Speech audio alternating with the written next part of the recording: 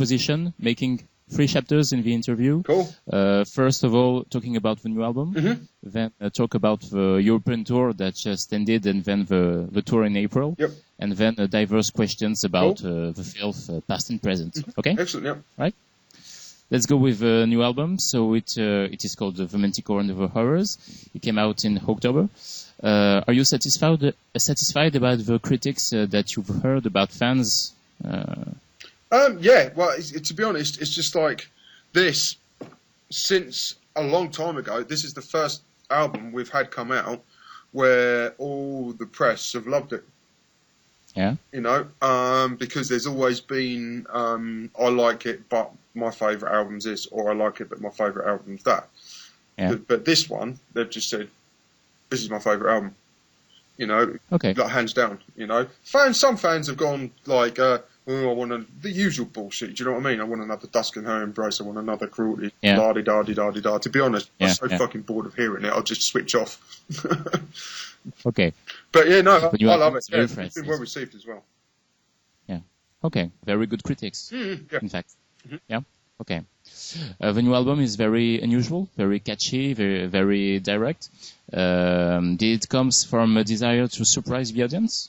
Yeah, well, I purposely wrote the album like that because I didn't want to release yet another Cradle album, you know, because I felt the last 3 were all the same, you know, and so I wanted to kind of do a bit of a creative like U-turn or creative right angle, you know, like a left to right turn. I wanted to like I wanted to get away from the usual like cut and paste they usually do in Pro Tools, all that bullshit. You know, like every single band out there is doing it now.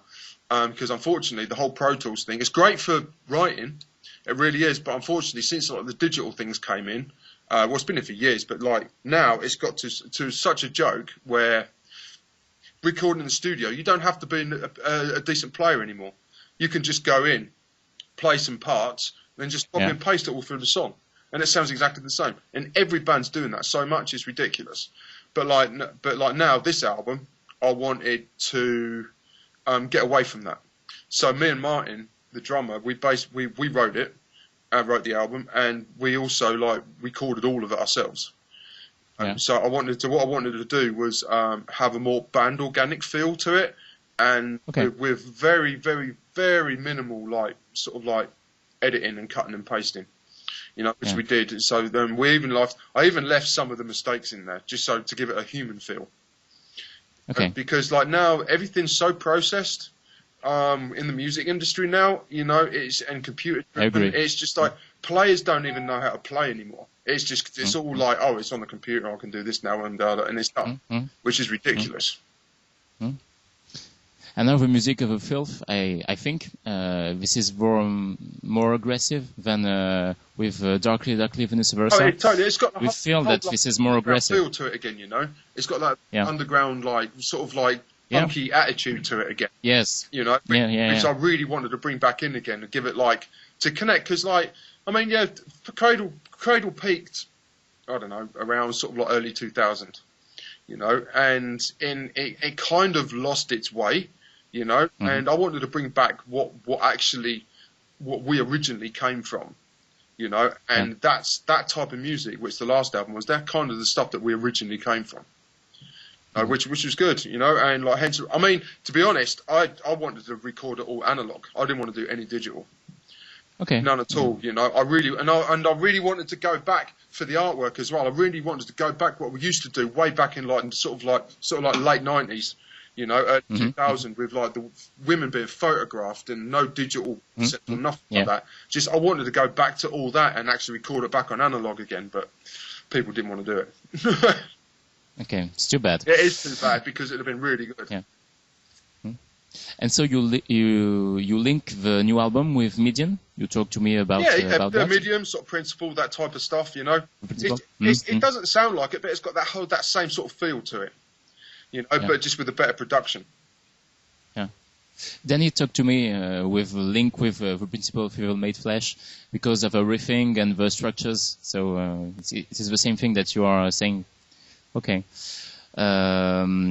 There is a video that is being finalized for your vocal delectation. Yep. It has been done by Ross Politai. Yep. And then it talks that this video is very Hammer Horror-like.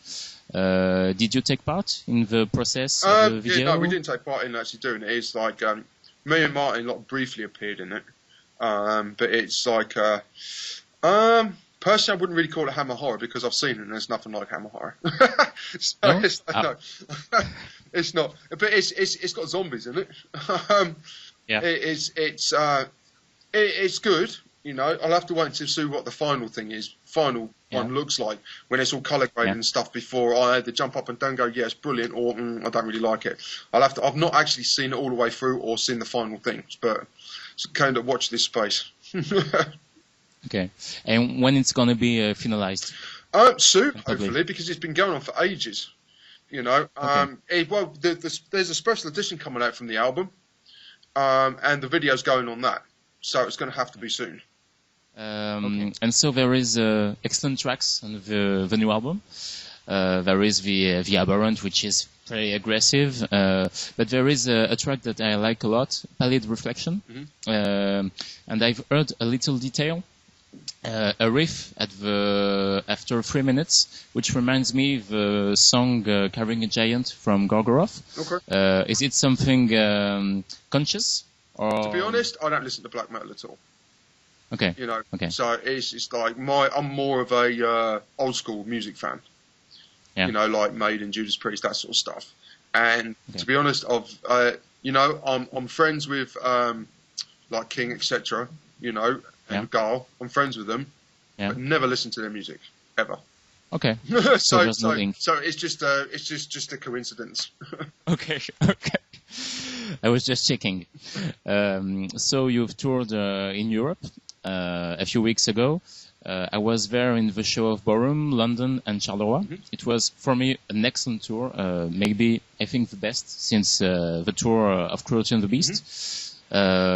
What do you think about that? I love it. I How thought it was brilliant. This tour? See, the thing is, what I really liked about this tour was the fact that we didn't have all this stuff going on stage. Yeah. You know, and we just had like a simple backdrop and it was just us playing. You know, because I really did feel like when the band was around, like doing what it was doing beforehand, all the dancers and the acrobats and all this stuff, it was taken away from the musicians. It was taken away from the music. It was more of a show where you just come to watch and you didn't listen to it. You know, now, but we've taken it right back to the bare bones, got rid of all that, got rid of the projectors and all this stuff, and then actually had just a backdrop and us playing. And that's how it should be. As far as I'm concerned, that's exactly how it should be. Because us playing live is all about coming to see us play music live, not to see a freaking theatre show. Yeah. Okay. And I thought that there was a very old school feeling, you know, exactly. Certain songs like Funeral in Carpathia, for example, or Vampire. This was very old school. That's exactly. And the thing is, with this last album, that's what I was trying to get back. Hence the reason why this is the reason why I wanted the artwork and stuff to go back to what I was explaining to you. Mm-hmm. It's a success for me. And how do you manage to have the original feeling of a song like Funeral in Carpathia? How do you manage to recreate that? I don't know, it's just me. I don't know. Okay, it's natural. You know what I mean? I don't know, I just write and I'm into that sort of music, so I guess it's, I don't know. It's incredible, I think. And you have still the same feeling, this original feeling. Yeah. For live, absolutely. You know, it's just, the thing is, I want to, every time I play guitar, no matter whether it's live in the studio or like when I give guitar lessons to fans online, you know, no matter what it is, I always make sure I try and play the best I possibly can. You know, because if I don't put that much energy and that much good vibes across to the listener or who I'm teaching, I feel like I'm not giving 100%. You know, and I feel like I have to give 100% because fans have given 100% into me. You know, and that's how that's what I truly believe. Okay, great. And in this last tour, there wasn't too much songs from the new album that were played. For example, in Charleroi and London, there was The Aberrant and For Your Vulgar Delectation. Mm-hmm. It is not enough for me. Why such a choice? It was because you have so much songs to play, or? Yeah, mainly because we've got so much songs to play, and to be honest, it's just like it wasn't my choice either. I'd in the set list originally, I had 6 brand new tracks in there.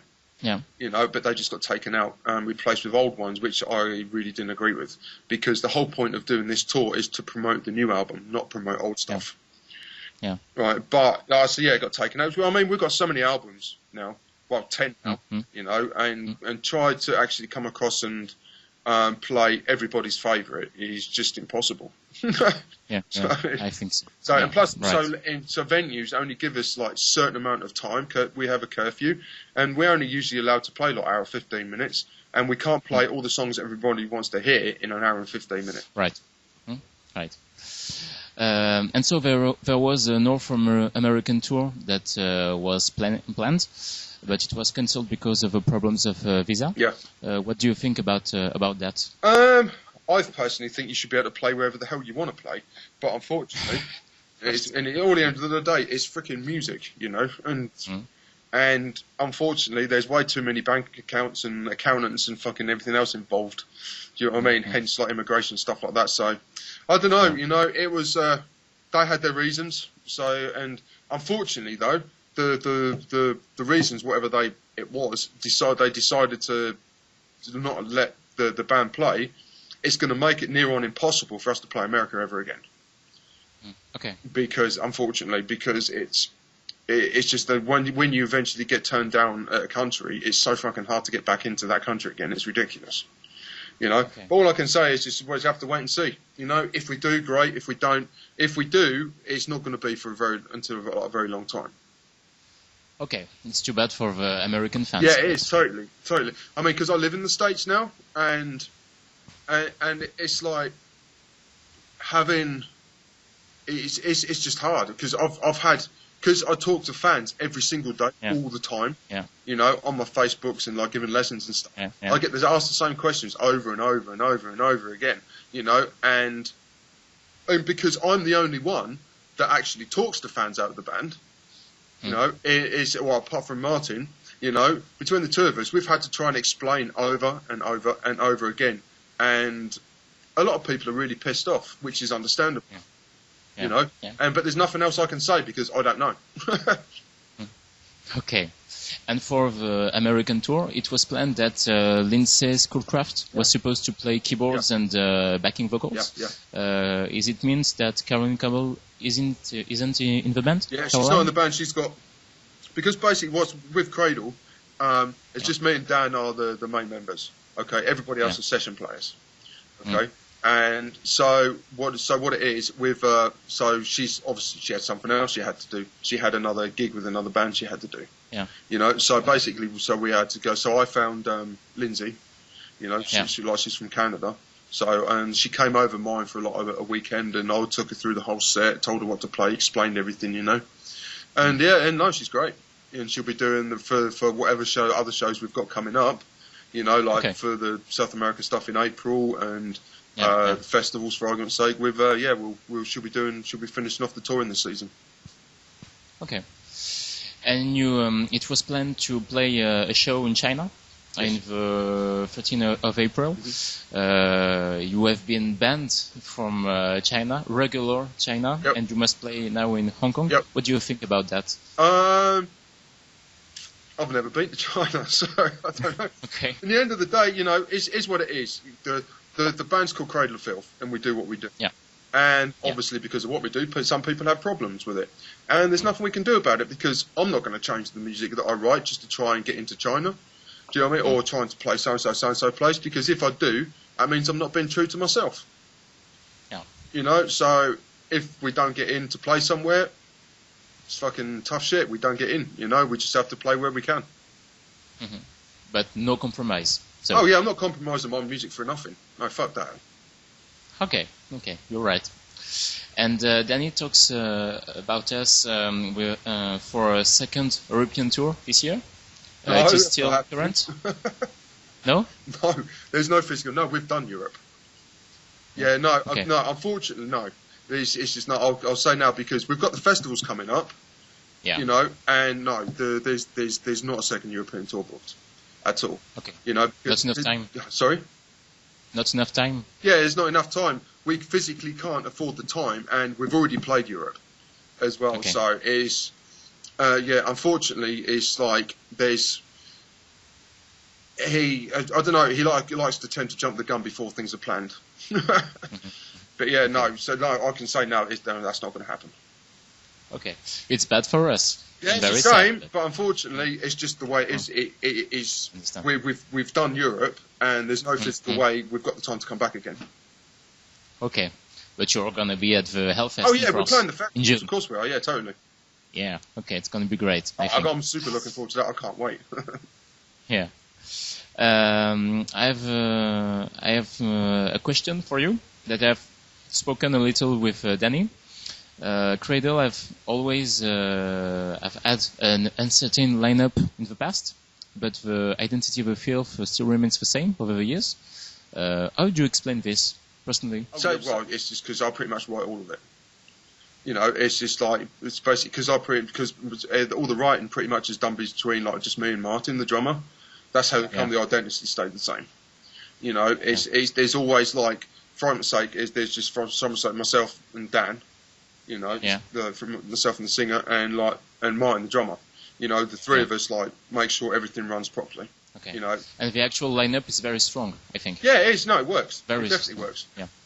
Yeah. Okay. You've composed a big part of Empire and Dusk and Embrace. For me, it is two pieces of a discography of the FILTH, very, very important. What do you think about what represents Vampire and Dusk today for you in the discography? It's nostalgic. Of FILTH? You know, it's nostalgic. We were like a really, really young band then.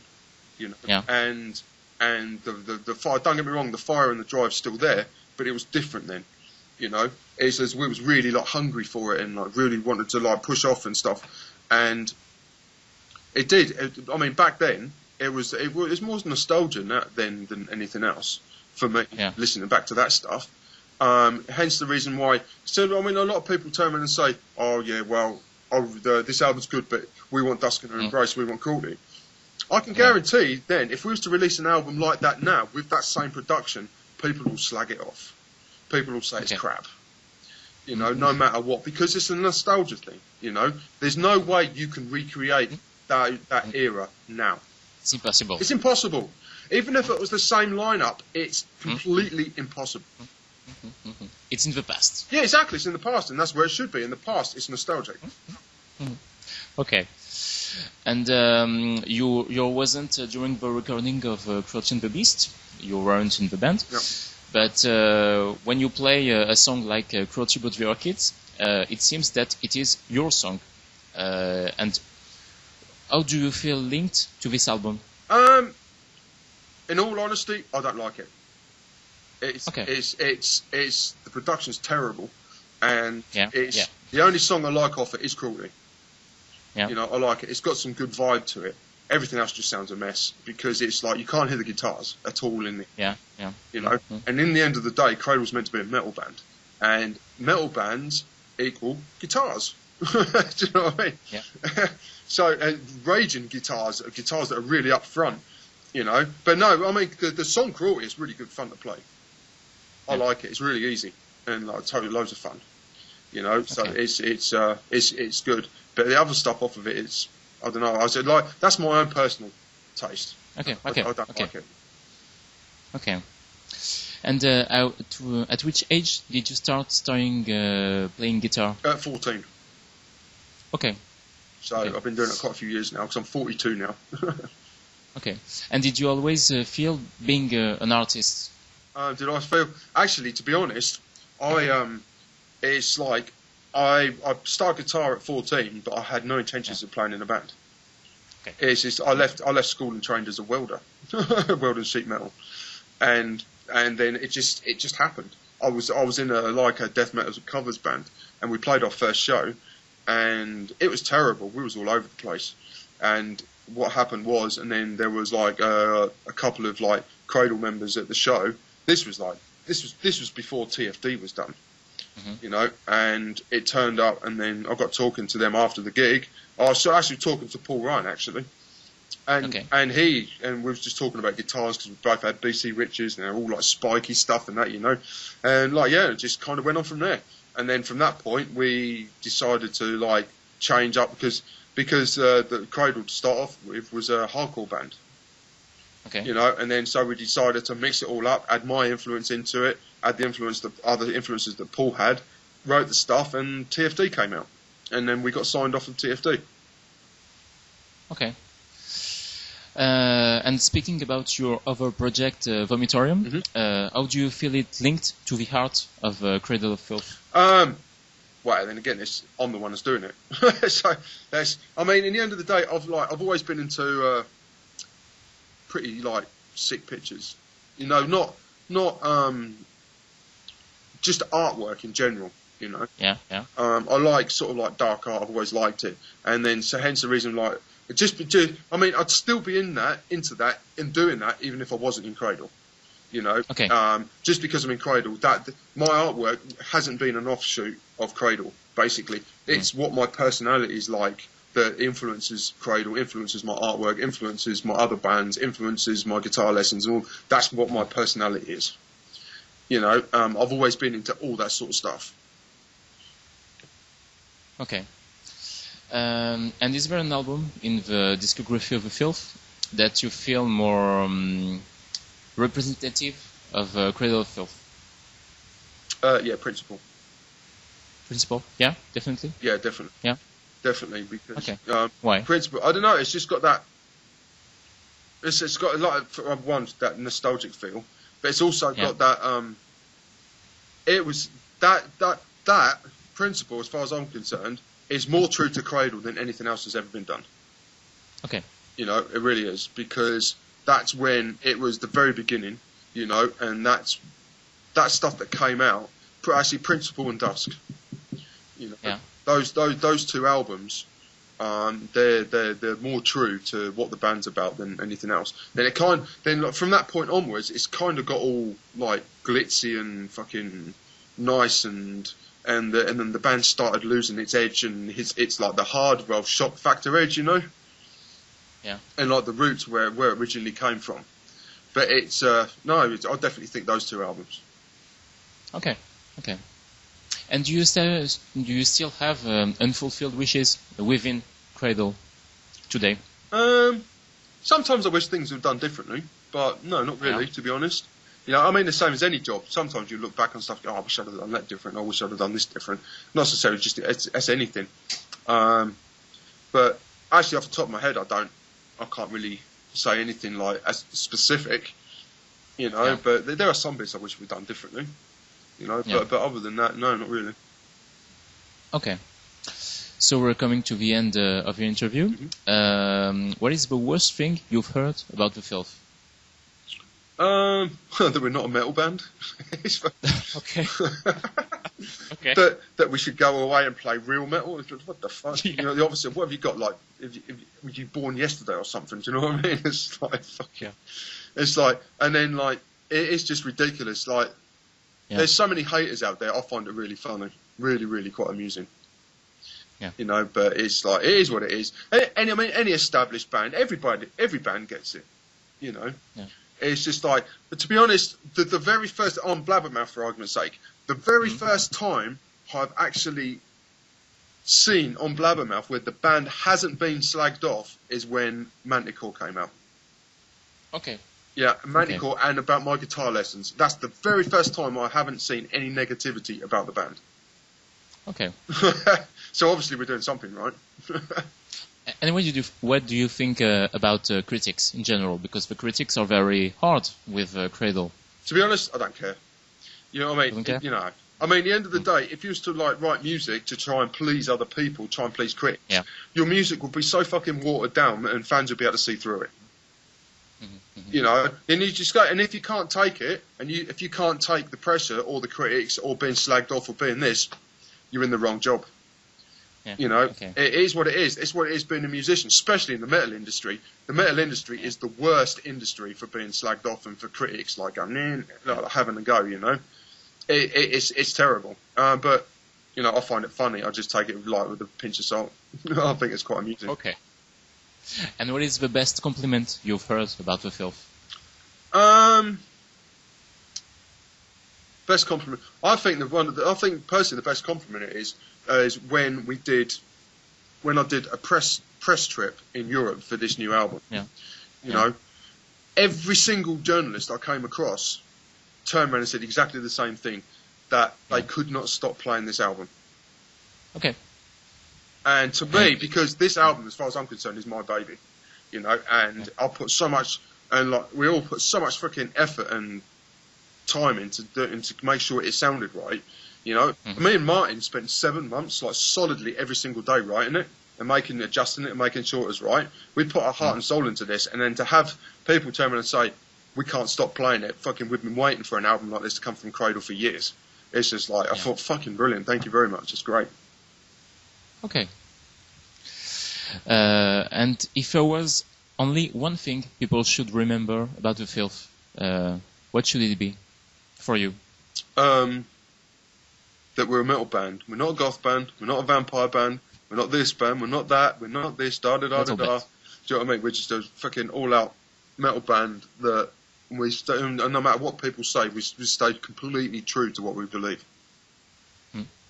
Okay. So this is the end. Split. Thank you very much for your time. Oh, precious. I have one thing to say. Long live the filth. Yeah, absolutely. Absolutely. And thank you very much. Thank you very much. Thank you very much, Paul. Thank you. Bye-bye. Bye. My heart is gone, taken by a nightmare bourgeois creature.